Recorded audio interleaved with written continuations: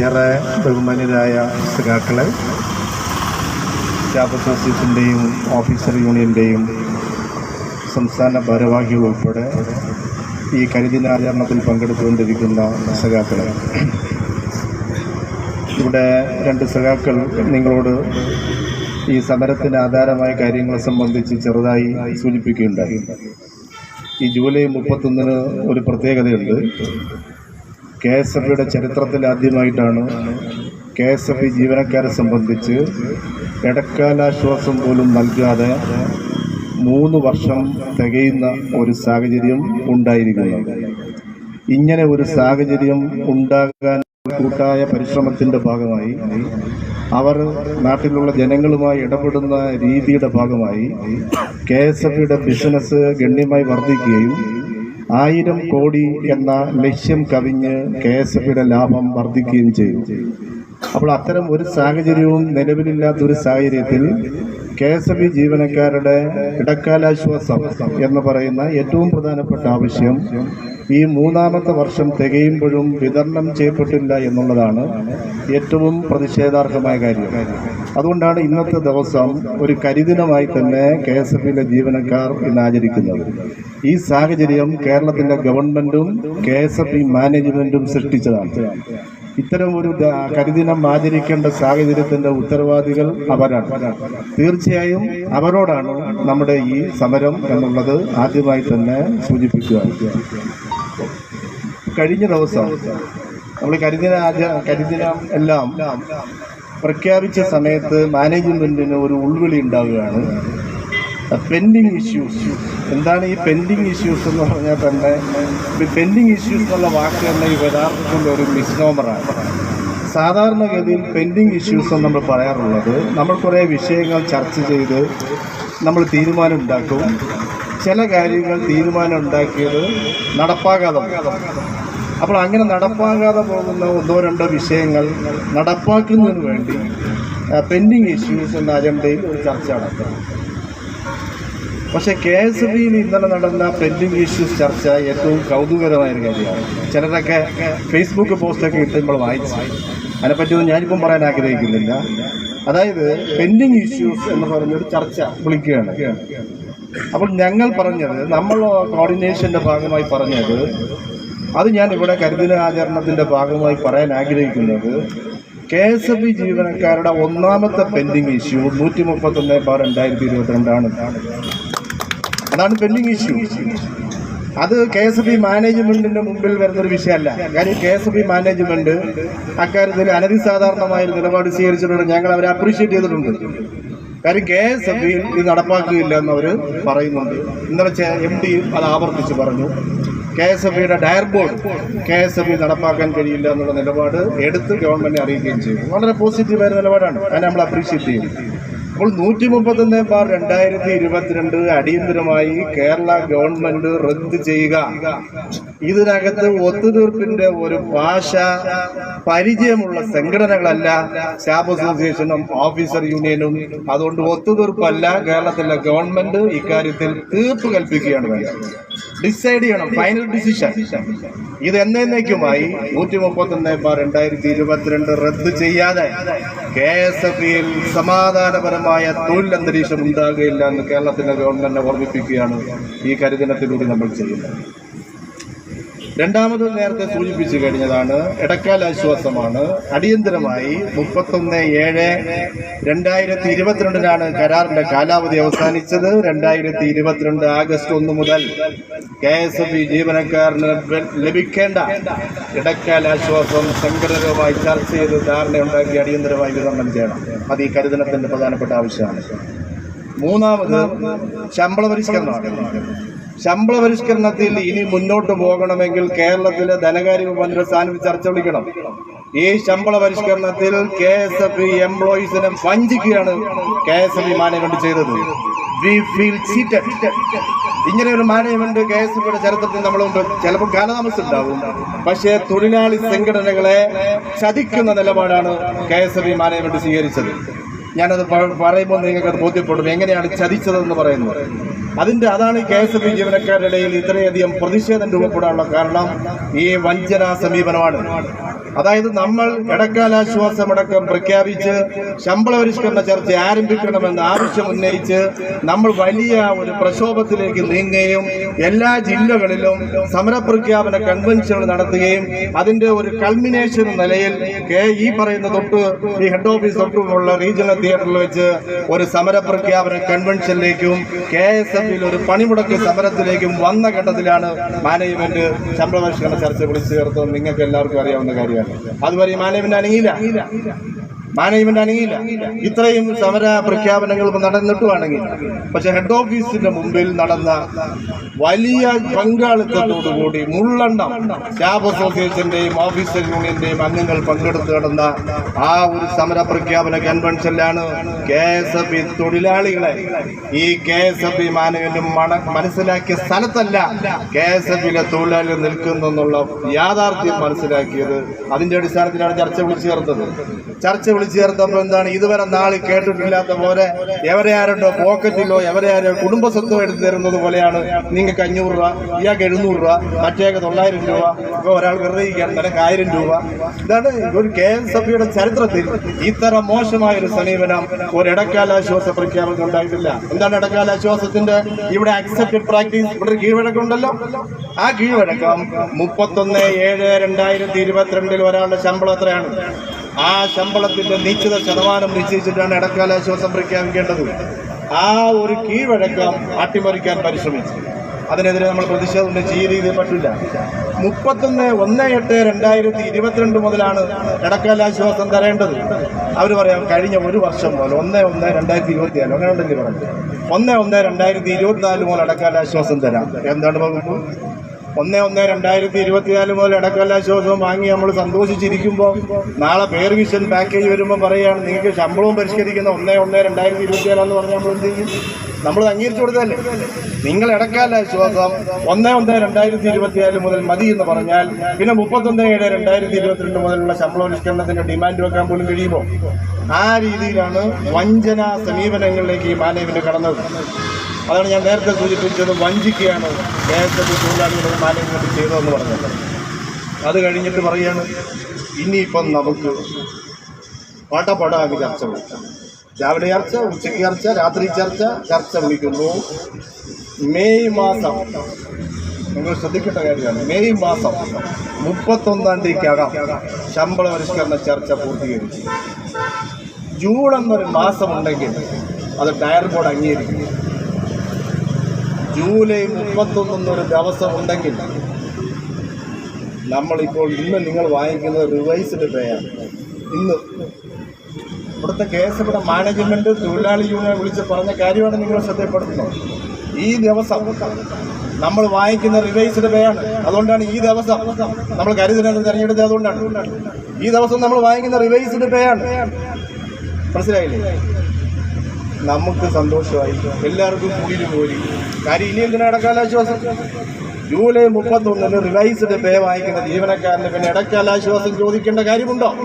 ഇതാണ് വഞ്ചന എന്ന് പറഞ്ഞത്. ഇടക്കാലാശ്വാസം എന്ന് പറയുന്ന ഈ KSF തൊഴിലാളികളുടെ ഏറ്റവും ന്യായമായ ആനുകൂല്യത്തെ ഈ രീതിയിൽ പടപടാ ചർച്ച നടത്തി ഇങ്ങനെ കൊടുക്കാമെന്നുള്ള മോഹന വാഗ്ദാനത്തിൽ കുരുക്കി തൊഴിലാളികളെ വഞ്ചിക്കുകയാണ് ഈ KSF മാനേജ്മെന്റ് ചെയ്തത്. ഇനി എന്താണ്? ഇനി നമുക്ക് ചർച്ച ചെയ്യാന്നാണ് പറയുന്നത്. ഇനി എന്താ ചർച്ച ചെയ്യാൻ പറ്റും? KSF ജീവനക്കാരുടെ കാര്യം ഞാനിവിടെ പൊതുസദസ്സായിട്ട് പറയുന്നില്ല. നമ്മൾ സെക്രട്ടറിയിലെ ഉദ്യോഗസ്ഥന്മാരുടെ രീതിയൊക്കെ അറിയാമല്ലോ. അതനുസരിച്ച് ഇവിടുത്തെ ടയർ ബോർഡും MDയും എല്ലാം ചർച്ച ചെയ്ത് അങ്ങോട്ട് അയച്ചാൽ അവർ വലിച്ചീരും ദൂരക്കളയത്തേ ഉള്ളൂ. ഇതറിയാവുന്ന ആളുകളാണ് നമ്മൾ ആദ്യമായിട്ടൊന്നുമല്ല ഒരു ശമ്പള പരിഷ്കരണ കരാറിലൊന്നും ഒപ്പിടാൻ പോകുന്നത്. ഇനി ആവശ്യം ബഹുമാനപ്പെട്ട ധനകാര്യ ഉപമന്ത്രിയുടെ സാന്നിധ്യത്തിൽ KSFയിൽ 4 അംഗീകൃത സംഘടനകളുണ്ട്. അവിടെയൊക്കെ പ്രസിഡന്റുമാരുടെ സാന്നിധ്യത്തിൽ, ധനകാര്യ ഉപമന്ത്രിയുടെ സാന്നിധ്യത്തിൽ ഈ ശമ്പള പരിഷ്കരണ കരാറിന്റെ ബേസിക് സ്ട്രക്ചർ ഒന്ന്, എത്ര ശതമാനത്തിൽ DA ലയിപ്പിക്കും, നമ്പർ 1. എത്ര ഫിറ്റ്മെന്റ് വരും, നമ്പർ 2. വെയിറ്റേജ് എങ്ങനെയാണ്, നമ്പർ 3. DA പുതിയത് എങ്ങനെയാണ്, ഫിറ്റ്മെന്റ് ബെനിഫിറ്റിന് ഈ പറയുന്ന പോലെ പരിധി ഉണ്ടോ ഇല്ലയോ, അതൊക്കെ അവിടെ അറിയാൻ പറ്റുള്ളൂ. മനസ്സിലായില്ലേ? ഇപ്പൊ ഇത്തരം ബേസിക് കാര്യങ്ങൾ സംബന്ധിച്ച് അടിസ്ഥാനപരമായ കരാർ ധനകാര്യ മന്ത്രിയുടെ സാന്നിധ്യത്തിൽ ഉണ്ടാക്കണം. അതിന്റെ അടിസ്ഥാനത്തിൽ അതിന്റെ എക്സ്റ്റൻഡഡ് കരാർ KSFBയിലെ തൊഴിലാളികളും മാനേജ്മെന്റും തമ്മിൽ ഒപ്പിടണം. അത് ബോർഡ് പാസ്സാക്കണം. ആ പാസ്സാക്കുന്ന കരാർ നേരത്തെ ഞാൻ സൂചിപ്പിച്ച ധനമന്ത്രിയുടെ സ്ഥാനത്തിൽ ഉണ്ടാക്കിയ ബേസിക് സ്ട്രക്ചർ കൂടെ ചേർത്ത് ഗവൺമെന്റിലേക്ക് അയച്ചാലേ അത് പാസ്സാകുള്ളൂ. അല്ലെങ്കിൽ നമ്മൾ ഇങ്ങനെ സന്തോഷവും കൊണ്ടുകൂടി ഇരിക്കും. നമ്മൾ രണ്ട് സംഘടനകളും വലിയ നോട്ടീസ് അടിച്ചിറക്കും. ഞങ്ങൾ അത്രയും പറഞ്ഞു ഇത്രയും പറഞ്ഞു. സർക്കാർ ഉത്തരവ് വരുമ്പോൾ ഒന്നും കാണില്ല. നമ്മൾ ആകെപ്പാടെ തലയും കുനിച്ച് നാണം കെട്ട് KSFB നടക്കേണ്ട സ്ഥിതി. ഈ പരിപാടിയിലേക്ക് നമ്മളെ കൊണ്ടുപോകാനാണ് ഈ KSFB മാനേജ്മെന്റ് പരിശ്രമിച്ചത്. ഇതിലേക്ക് കൊണ്ടുപോകാനാണ് ഈ KSFB മാനേജ്മെന്റ് പരിശ്രമിച്ചത്. അതാണ് നമ്മളെ തന്ത്രപൂർവ്വം വഞ്ചിക്കാനാണ് KSFB മാനേജ്മെന്റ് നടപടികൾ സ്വീകരിച്ചത്. പക്ഷേ അവരുടെ വഞ്ചനയിൽ കുടുങ്ങാൻ വേണ്ടി ഉള്ളവരല്ല KSFBയുടെ തൊഴിലാളികളെന്ന് KSFB മാനേജ്മെന്റ് ബോധ്യപ്പെട്ടു എന്നുള്ളതാണ് ഏറ്റവും പ്രധാനപ്പെട്ട കാര്യം.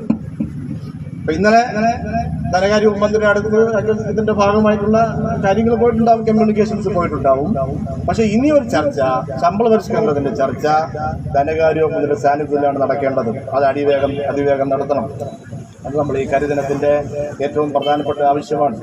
KSFBയിൽ ഇന്ന് നിങ്ങൾ ശ്രദ്ധിക്കേണ്ട ഒരു കാര്യം, ഇന്ന് KSFBയിൽ പണിയെടുക്കുന്ന എംപ്ലോയീസിൽ 65% ജീവനക്കാർക്കും പെൻഷൻ ഇല്ല.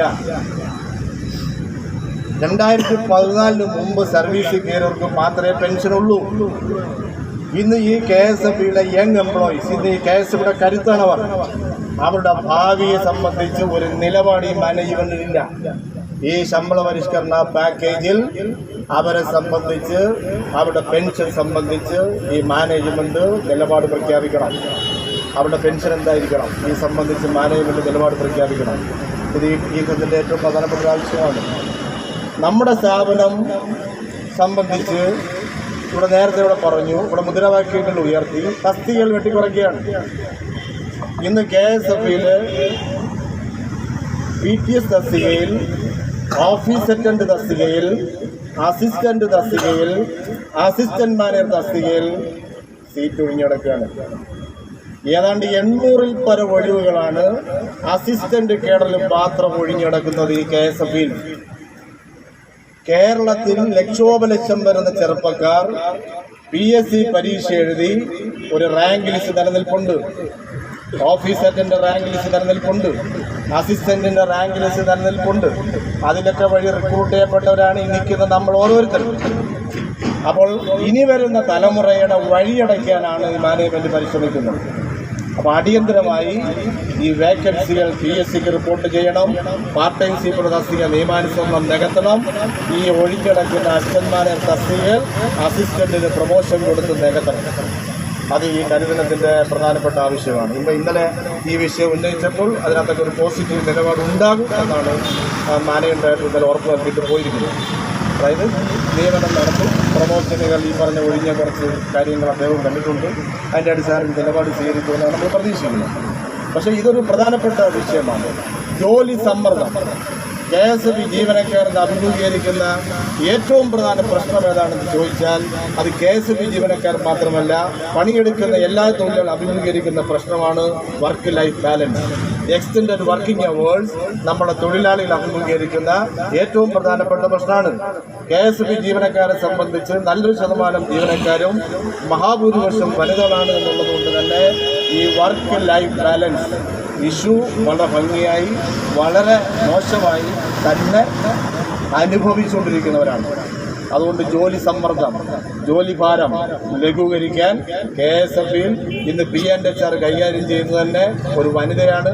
തീർച്ചയായും ഈ ഒരു പ്രശ്നത്തിനെ ഗൗരവമായി KSFB മാനേജ്മെന്റ് അഡ്രസ്സ് ചെയ്തില്ലെങ്കിൽ പലതരത്തിലുള്ള മാനസിക സമ്മർദ്ദങ്ങൾക്ക് അടിമപ്പെട്ട് KSFB ജീവനക്കാർ മാത്രമല്ല അവരെ കുടുംബങ്ങളിലേക്കും കരിനിഴൽ പകരുന്ന രീതിയിലേക്കുള്ള സാഹചര്യത്തിലേക്ക് KSFBയുടെ തൊഴിൽ രംഗം വളരെ മോശമാകും എന്നുള്ളതാണ് ഏറ്റവും പ്രധാനപ്പെട്ട കാര്യം. നമ്മൾ ജോലിക്ക് വരുന്ന തന്നെ കുടുംബം സംരക്ഷിക്കാനാണ്.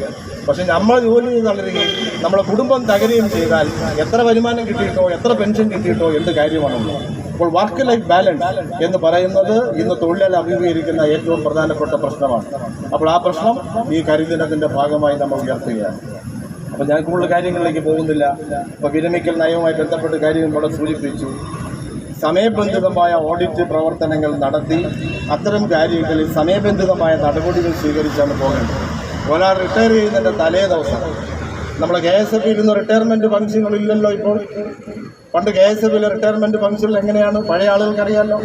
ഒരാൾ റിട്ടയർ ചെയ്യുമ്പോൾ അയാൾ നിൽക്കുന്നതും പടിയിൽ നിറങ്ങുന്നതും ചാടുന്നതുമായ പടം ഇങ്ങനെ വെച്ച് വലിയ ഫോട്ടോയൊക്കെ അടിച്ച് എല്ലാ ജംഗ്ഷനിലുമൊക്കെ ഫ്ലെക്സ് വെച്ച് നോട്ടീസ് അടിച്ച് വിതരണം ചെയ്ത് 10-25,000 രൂപ ചെലവഴിച്ച് സദ്യ നടത്തി അവിടെ തന്നെ ആളിനെ വിളിച്ച് പിന്നെ മന്ത്രിയൊക്കെ വിളിച്ചുള്ള അനുമോദന പ്രസംഗങ്ങൾ. അത് കഴിഞ്ഞ് വാഹനത്തിൽ അകമ്പടിയായിട്ട് 10-15 വാഹനങ്ങളാണ് അദ്ദേഹത്തെ വീട്ടിൽ കൊണ്ടാക്കൽ. പിന്നെ വീട്ടിലൊരു സദ്യ, ഫോട്ടോ എടുപ്പ്. ഇപ്പോൾ ഒന്നുമേ ഇല്ല. ഇന്ന് ജയിലിൽ നിന്ന് ഇറങ്ങി പോകുന്നത് പോലെയാണ് KSF ജീവനക്കാർ റിട്ടയർ ചെയ്ത് പോകുന്നത്. ഈ പരിതാപകരമായ അവസ്ഥ KSF മാനേജ്മെന്റ് സൃഷ്ടിച്ചതാണ്. അപ്പോൾ അന്വേഷണങ്ങൾ സമയബന്ധിതമായി നടപ്പാക്കി ന്യായമായ നിലപാട് സ്വീകരിക്കണം. KSF റിട്ടയർ ചെയ്ത് പോകുന്നവർ വീട്ടിൽ പോലും നാട്ടിലും വേണ്ടാത്തവരായി മാറുകയാണ്. ഒരു കുറ്റവാളിയായി ഇപ്പോൾ ഒരു വകുപ്പ് കൂടെ കൊടുത്തിരിക്കുന്നത് വായിച്ചപ്പോൾ വധശിക്ഷയാണ്. അതിനകത്ത് വധശിക്ഷയൊന്നും ഒരാൾക്ക് ചാർജ് മുമ്പ് കൊടുത്തിരിക്കുന്ന വായിച്ച് നോക്കിയപ്പോൾ ഭാരതീയ ന്യായ സംഹിത എടുക്കുമ്പോൾ നോക്കിയപ്പോൾ ജയിലിൽ കിടക്കാൻ പോലുമില്ല. അയാൾക്ക് വധശിക്ഷയല്ലാതെ വേറെ ശിക്ഷയില്ല. ഞാനൊരു തമാശയായിട്ട് പറഞ്ഞതല്ല. നിങ്ങൾ എന്തുകൊണ്ടാണ് അതിൻ്റെ 100 ബിയോ അങ്ങനെ എന്താണ് അല്ലേ 100 ബി നിങ്ങളൊന്ന് നോക്കും. വധശിക്ഷയേ ഉള്ളൂ. പിന്നെ കോടതി ചെന്നാലും ജാമ്യമില്ല. ഗോവിന്ദച്ചാമിയേക്കാൾ കടുത്ത ശിക്ഷയാണ് KSF റിട്ടയർ ചെയ്യുമ്പോൾ ഒരു ജീവനക്കാർക്ക് ലഭിക്കാൻ സാധ്യതയുള്ള രീതിയിലുള്ള വകുപ്പുകൾ കണ്ടെത്തുകയാണ്. അപ്പോൾ ഇത്തരം സമീപനങ്ങൾ ഞാൻ നേരത്തെ സമ്മപ്പ് ചെയ്യുകയാണ്. ഒന്ന്, ഒരു കാര്യം ഇപ്പോൾ കേരളത്തിലെ ഗവൺമെൻറ് ഇടതുപക്ഷ ഗവൺമെൻറ് സംബന്ധിച്ച് ഒരു കാര്യം പറയാതെ പോകാൻ കഴിയില്ല. കാര്യം ഇന്ന് KSF 1 ലക്ഷം കോടി ടേൺ ഓവറിലേക്ക് വന്നിട്ടുണ്ടെങ്കിൽ, ഇന്ന് പ്രതിമാസ ചിട്ടിസല 4000 കോടി കടന്നിട്ടുണ്ടെങ്കിൽ, ഇന്ന് KSFയുടെ CD റേഷ്യോ 61% കടന്നിട്ടുണ്ടെങ്കിൽ, ഇന്ന് കഴിഞ്ഞ 9 വർഷത്തിനകം KSFയിൽ 5056 പേർ സ്ഥിരനിയമനം നേടി KSF വന്നിട്ടുണ്ടെങ്കിൽ, കഴിഞ്ഞ 9 വർഷത്തിനുള്ളിൽ 12,521 പ്രൊമോഷനുകൾ KSFയിൽ നടന്നിട്ടുണ്ടെങ്കിൽ അതിൻ്റെ എൻ്റെ അണ്ടർലൈങ് റോക്ക് എന്ന് പറയുന്നത് കേരളത്തിലെ ഇടതുപക്ഷ ഗവൺമെൻറ്റാണ്. അത് ഞങ്ങൾ ഉറക്കെ പറയും. ഈ KSF എന്ന പബ്ലിക് സെക്ടറിനെ അഭിമാനകരം കേരളത്തിലെ തൊഴിലില്ലാത്ത ചെറുപ്പക്കാർക്ക് ഏറ്റവും അടുത്ത് ഏറ്റവും മെച്ചപ്പെട്ട വരുമാനം ലഭിക്കുന്ന ഒരു സ്ഥാപനമായി ഈ KSF ഇന്ന് കേരളത്തിൻ്റെ മണ്ണിൽ തല ഉയർത്തി നിൽക്കുന്നെങ്കിൽ അത് സഖാവ് പിണറായി വിജയൻ നേതൃത്വം നൽകുന്ന ഈ ഇടതുപക്ഷ ഗവൺമെന്റ് കരുത്തിലാണ് എന്ന് ഞങ്ങൾ ഉറക്കെ പറയും.